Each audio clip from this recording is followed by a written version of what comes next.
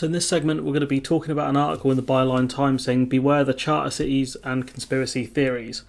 This is around predominantly free ports, but also charter cities. And charter cities are quite interesting for a few different reasons, which they mention in the article. It's quite well written, so of course I'll put this in the description as always. But going through it, there are many good reasons to criticise Brexit. Exports, import, trade, the impact it's had on the pound, for example, the impact on services, the impact on labour, just the general impact of the country, and I think the way cultural flows work between kind of people going to kind of mainland European countries, or people from mainland European countries coming here.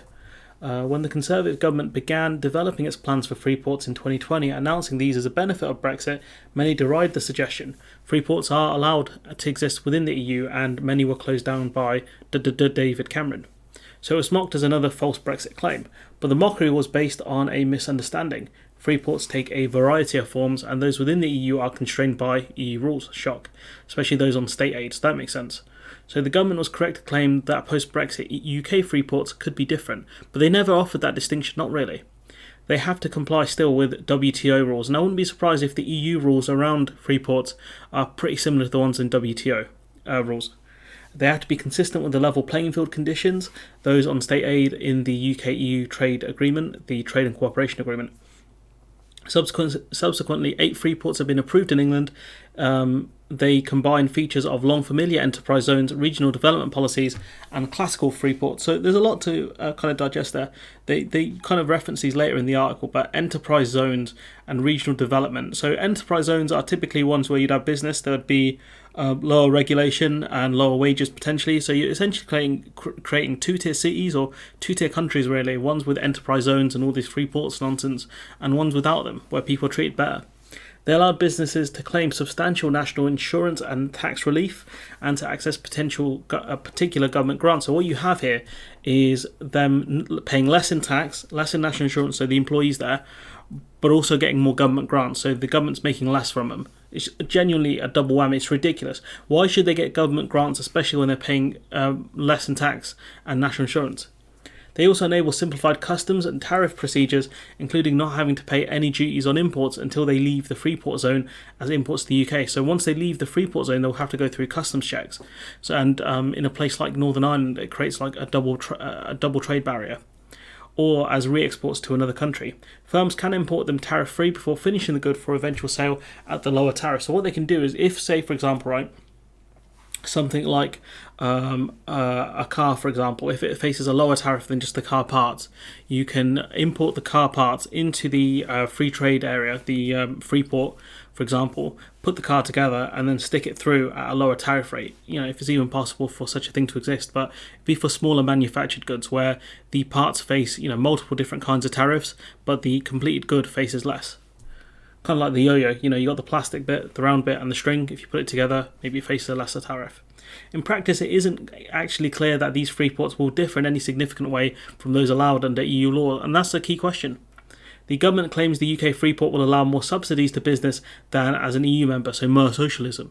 The new free ports differ from those the UK used to have in 2 main ways, but neither of them required Brexit. So what you have is something we could have had before Brexit, but the simple fact is, this is all they've got now to say, we can have this great things. We could have had that if we stayed in the EU. And they're like, yeah, cool story, bro. What's your point? It's ridiculous.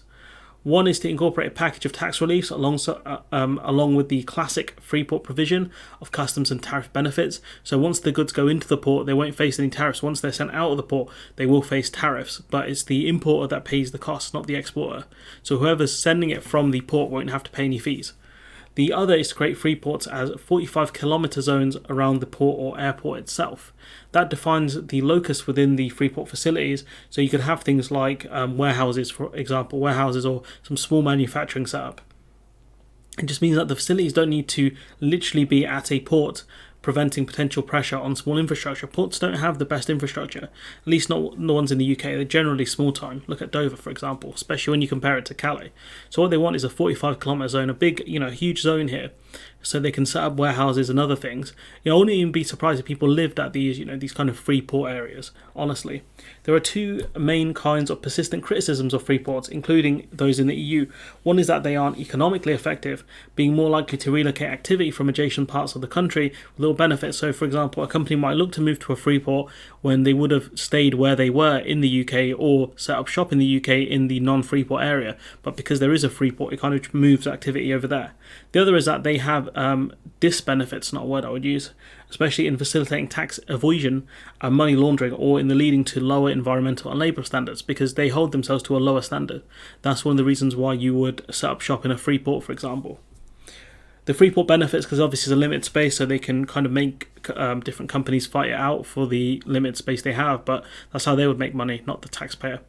And you've got charter cities. So this one I find more interesting because this is spoken about less.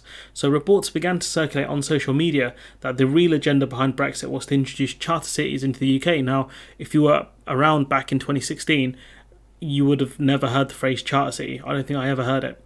This is a concept associated with developing economies. We're a developed economy. Developing economies, you look at the global south typically, whereby an outside country or a private corporation, I mean, this is insane. I didn't even know such a thing existed, right? An outside country or private corporation or conglomerate would be granted control of a city or other zone in a developing country and run it, typically low tax, low regulation. So effectively, this is pretty much neo-colonialism in a sense. This is colonization in a sense where a company can take an area of a country and just run it how they want to. Advocates claim this would aid development in countries where there was corrupt or ineffective legal systems, but it attracted substantial criticism for being exploitative and neo-colonial. And the thing is, what's to say these companies will run it better and these companies won't be corrupted? It's a ridiculous system. In particular, it has come to mean that a charter city would be able to dispense with all or almost all environmental and labour standards. It's a lot of reasons why a company would set up shop in one of these charter cities. Set its own tax rates. I mean, that's wild, its own tax rates. So you can set it at almost zero. Scrap any minimum wage, so you've got workers on slave wages. Healthcare systems, create its own immigration rules, and run its own police service, and effectively its own civil court. So this is just a kind of a corporate city. This is, stuff out of a dystopia, really, or stuff we might see in the far future, where corporations run whole swathes of area. Apart from foreign policy and criminal law, these would be virtually mini-states. Effectively a city-state, in a sense, run by itself. I guess that would be the best analogy for a city-state, like you might see in Civilization 6, where they kind of just run themselves. It's generally a smallish area. I mean, this is just wild. There's a bit more to this article. Stuff, is a very long piece, so it's something you can read in your free time if you're bored. The Byline Times do great work. There was no point in me going through all of this stuff, but point being is that these charter cities and these free ports are very dangerous. The fact that charter cities are used in developing countries, to me, is wild. It just seems like just super exploitative, just a very bad idea. But the fact that they want to put this stuff in the UK, I mean, the UK, the pound is seen as it's treated as an emerging currency, would be very unstable and volatile. And that's the way they're treating the UK effectively with charter cities. I mean, I'm guessing it's up to the devolved nations if they want free ports and chartered cities. I'd imagine Drakeford in Wales and Sturgeon in Scotland wouldn't really want these unless the British government forced it upon them. But the charter city stuff is, it's genuine libertarian cuckoo-ness. This is cloud cuckoo land for these people. It's terrifying. I didn't hear much about free ports, I don't think, in 2016, or the charter cities. I don't remember hearing much about them, but these are pretty dangerous things.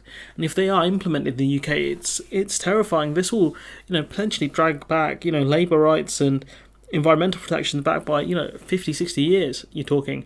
Their own judicial systems, that's wild. Their own judicial systems. I can't believe such things exist, charter cities. I mean, wow. Just wow. Anyways, I'm going to leave it there. Let me know what you think in the comments below. Like, comment, share, subscribe. Support the channel on Patreon if you can. And hopefully I'll see you in the next one.